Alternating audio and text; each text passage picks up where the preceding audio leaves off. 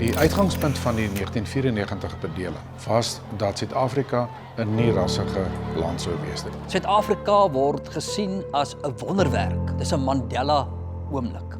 Suid-Afrika was vroeër op ras gebaseer en die nuwe bedeling sal nou dan nie enige rassebeperkings dan hê nie. Wat op dese aarde kan fout gaan met 'n wet wat sulke mooi doelwitte het? En so het die staatsdiens toe getransformeer.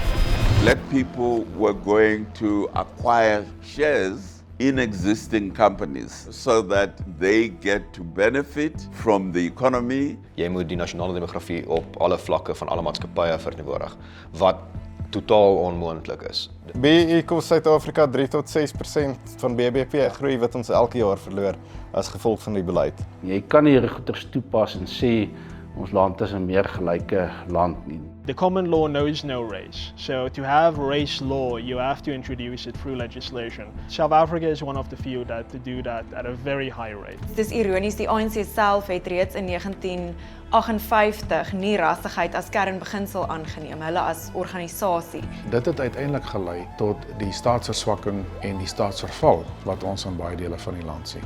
What happens when frustration increases? Populist leaders come out of the woodwork and take that anger and blame it on particular scapegoats. If you're black like myself and you speak out against race laws, you are dismissed as a sellout. If you happen to be a white South African and speak out against these laws, you are dismissed as a racist.